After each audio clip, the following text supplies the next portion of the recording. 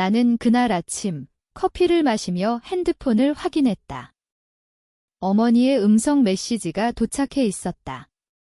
너는 이제 가족 사업에서 제외야? 퇴직금 받을 테니 감사하게 생각해. 그 목소리는 차갑고 마치 내가 처음부터 가족이 아니었다는 듯 했다. 나는 웃었다. 웃음이 나왔다. 왜냐하면 그 순간 내 인생의 모든 것이 무너지는 소리를 들었기 때문이다. 그 메시지는 단순한 통보가 아니었다. 우리 집안은 서울의 중소기업을 운영하고 있었다.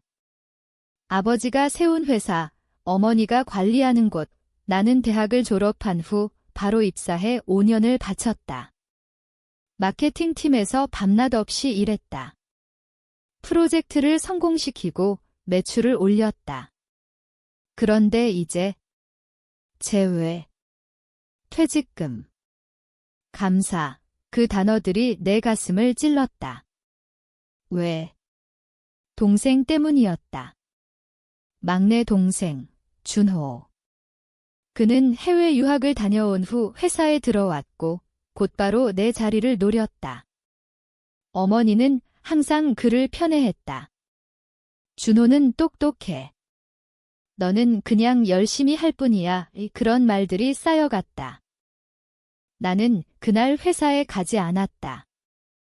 집에 앉아 창밖을 봤다. 서울의 빌딩들이 빽빽하게 서 있는 풍경. 사람들처럼 나도 그 속에서 짓눌리고 있었다. 하지만 나는 울지 않았다. 울음은 약함의 증거였다. 대신 나는 생각했다. 왜 어머니는 나를 이렇게 버리는가? 아버지가 돌아가신 후 어머니는 변했다. 더 냉정해지고 가족을 사업 도구로 봤다. 준호는 그 도구 중 가장 빛나는 것이었다. 나는 그냥 버려도 되는 부품. 그날 저녁 나는 준호를 만났다. 카페에서. 그는 웃으며 말했다. 누나, 미안해. 하지만 회사 사정이 그래, 미안. 그의 눈에는 미안함이 없었다. 오히려 안도감이 보였다.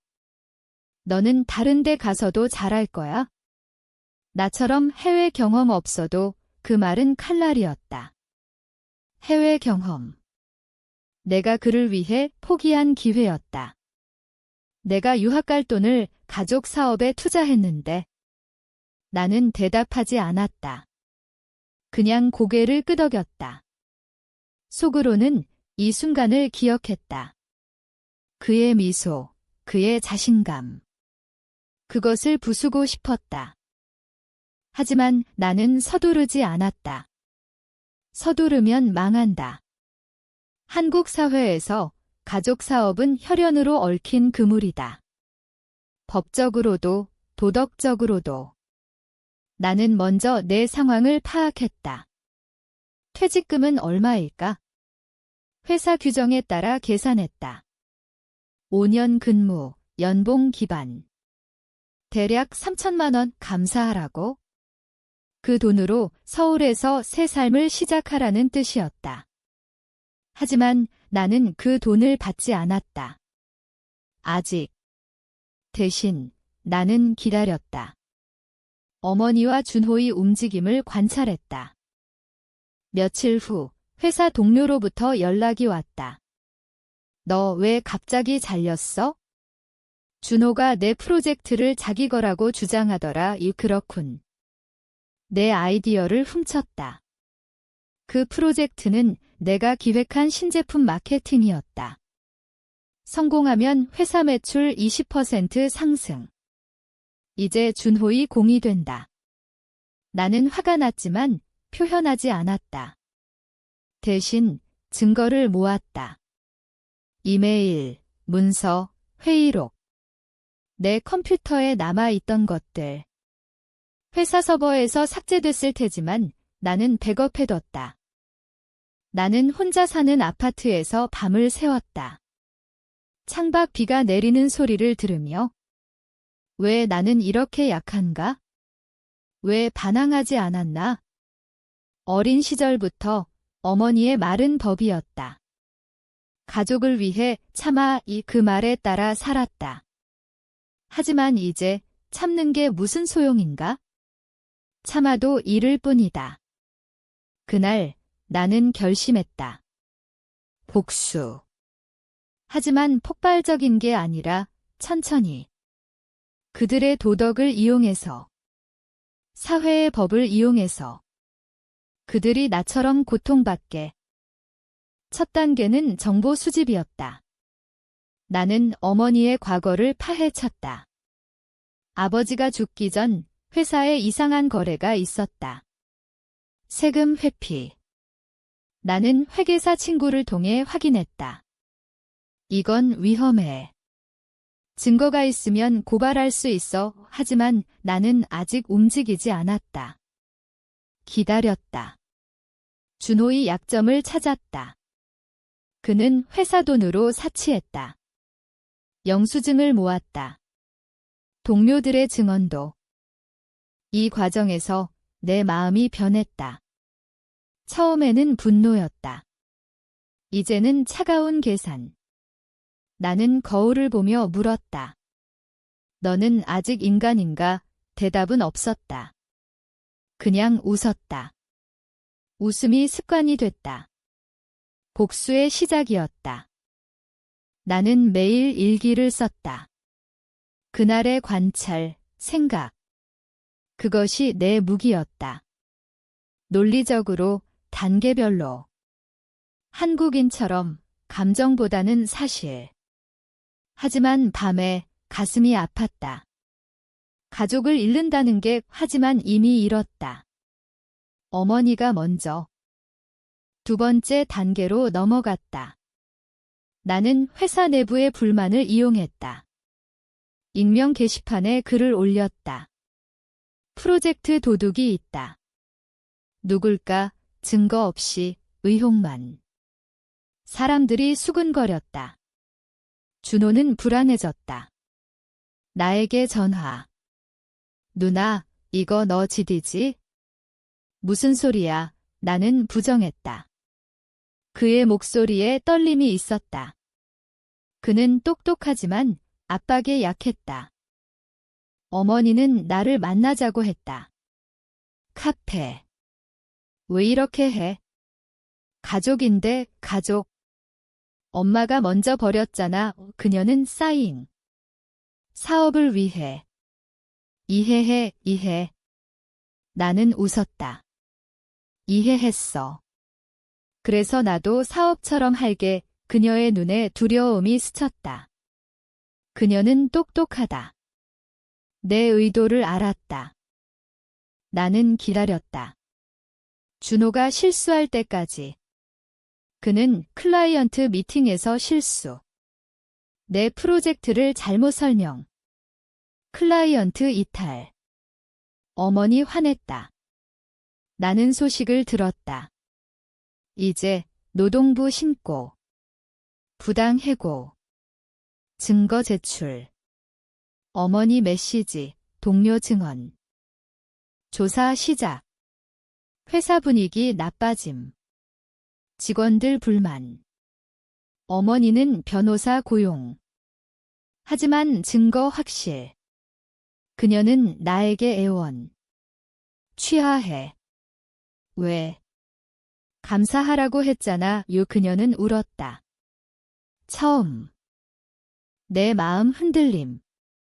어머니의 눈물. 하지만 멈추지 않았다. 멈추면 그들이 회복. 나를 다시 버림. 준호는 나를 찾아옴. 누나, 제발. 그는 무릎. 미안. 하지만 그의 눈, 증오, 나는 주저. 동생. 하지만 기억. 그의 미소. 문 닫음. 조사 끝. 보상금. 회사 이미지 타격. 매출 하락. 어머니 병원. 나는 밤의 악몽. 내가 그들을 해침. 깨어나 토함. 이게 복수. 파괴.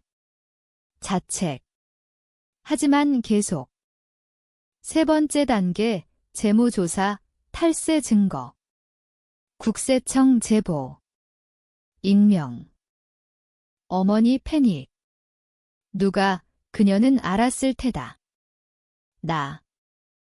회사 조사, 벌금 예감. 파트너 떠남. 내 안 갈등? 이게 너무. 하지만 그들은 나처럼. 준호 해외 도피. 유학 명목. 나는 추적. 친구 통해. 나는 변함. 친구 피함. 웃음 사라짐. 거울 낯설음. 국세청 조사 깊어짐. 증언 나오음. 어머니 조사받음. 뉴스.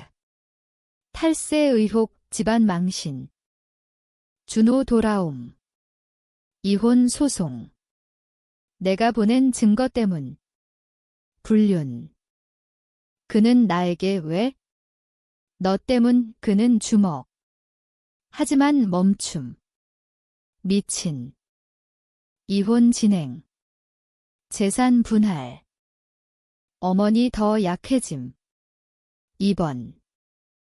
나는 방문. 엄마. 왜 왔어? 끝내기. 그녀 울음. 미안. 나는 후회.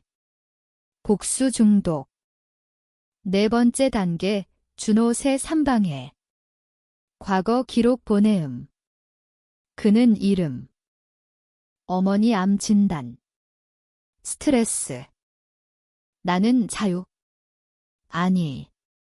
어둠 남음. 회사 파산 위기.